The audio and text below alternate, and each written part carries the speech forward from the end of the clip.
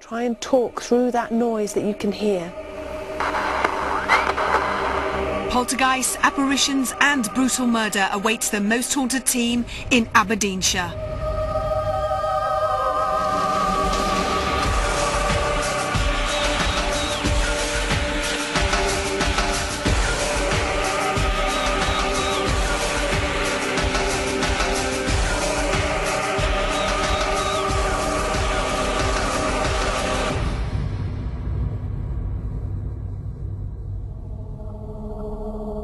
Hello and welcome to Most Haunted. Despite its ancestral past, today's location hides a bitter and bloody family feud. Ghoulish apparitions, severe poltergeist activity and even a mysterious musician have terrified staff and visitors alike. And that's why I brought you to Craigeivar Castle. Travel 20 miles west of Aberdeen and amongst the splendid foothills of the imposing Grampian Mountains, you'll find the equally as impressive Craigeivar Castle. This was one of the last tower houses to be built and was finally completed in 1626 and acted very much as a status symbol for its owner, the wealthy merchant William Forbes. A long line of families have been privileged to live here since, and although some are known to have suffered financial hardship, the National Trust of Scotland have ensured that Craigeivar still survives today. Our only question is who else remains within these walls? Craigeivar Castle, probably the best preserved Scottish tower house in the whole of the Grampians. This place goes back to about 1620, but we believe that there was actually a castle on the grounds before this. It was built by William Forbes, who was a very, very wealthy merchant. It's got huge, thick granite walls, and of course it's got ghosts. This is now called the Blue Room, though it used to be called the Ghost Room, and for a very good reason. Doors would open and close on their own with such regularity that it's now considered normal. And music will fill this empty space when there's no one here. Objects move on their own, as if being picked up by unseen hands, and a dark, shadowy figure has been seen here on a regular basis. There's the story of the owner of the castle, Red John Forbes. And the Forbes family were not particularly keen on the Gordon clan, and unfortunately his daughter was having a liaison with one of the Gordons, and she smuggled him in here into the castle. Sir John found out about it, caught the lad and took him upstairs at sword point and pushed him out of one of the windows in the Blue Room. Now, on looking at the windows in there, I was a bit surprised because, in my opinion, they weren't big enough to actually push someone out. But the actual window is behind the bed, and when you go outside and have a look, it is quite a large window, certainly big enough to push somebody out of. Now, both Red John Forbes haunts that room, and also the Gordon that was killed. And there are reports of footsteps, ghostly footsteps, being heard echoing up the spiral staircase. It's as if the poor lad is reenacting his last steps up the stairs before being pushed out of the window. Stairs are said to be a favourite haunt of spirits, and these stairs are no exception. A dark, shadowy figure has been seen wandering its full length. A new guide thought she saw someone on the stairs. When she tried to confront whoever or whatever it was, it just completely disappeared.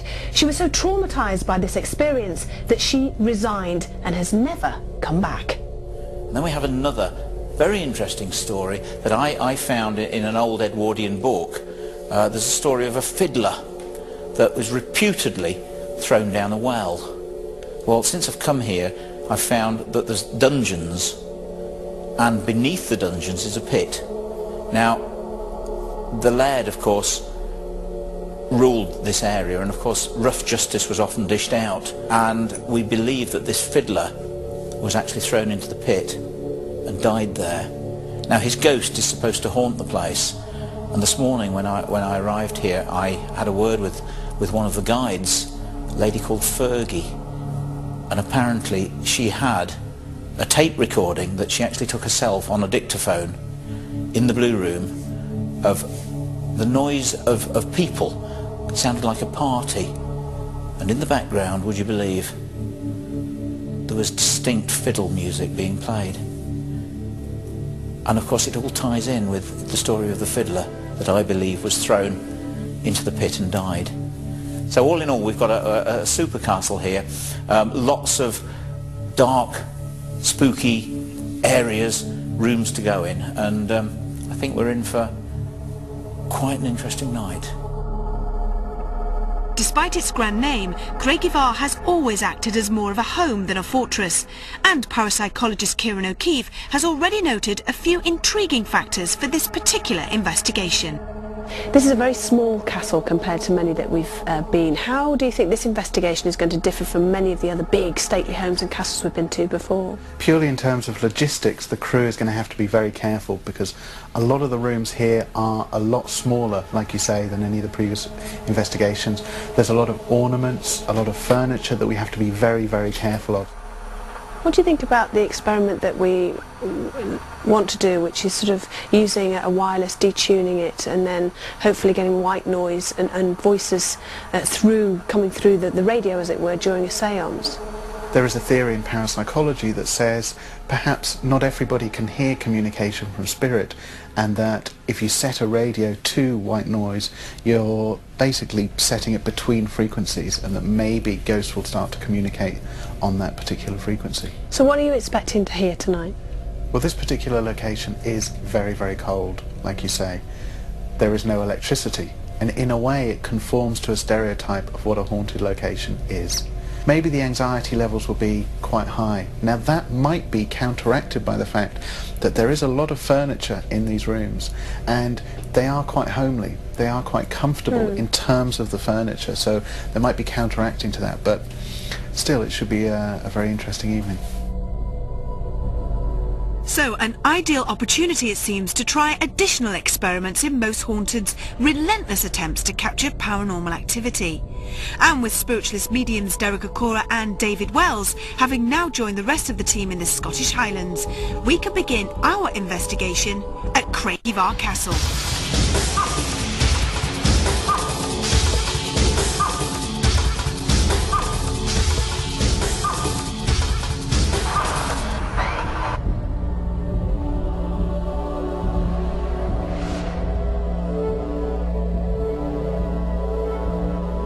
As much as, I'm asking you, can we come in here?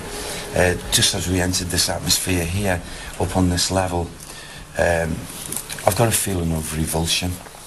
I really feel as if we are being listened to by more than one spirit person, and I've got this pent-up feeling of one of these individuals who's a bad sort. However, I'm also getting the opposite to that. I'm getting this feeling, it's like as if my chest wants to puff out, make me a bigger, broader shoulder sort of a person. The only way I can describe it, if I stand back in these energies here, I would say, it's like as if I'm looking at this, and it's like his chest is all white, and he's got the very large, like, red cross that is emblazoned in front, and he comes here as well, for some reason, and it's like he's big man, this, but not a bad spirit, a person that was a just man. He thought he was a just man.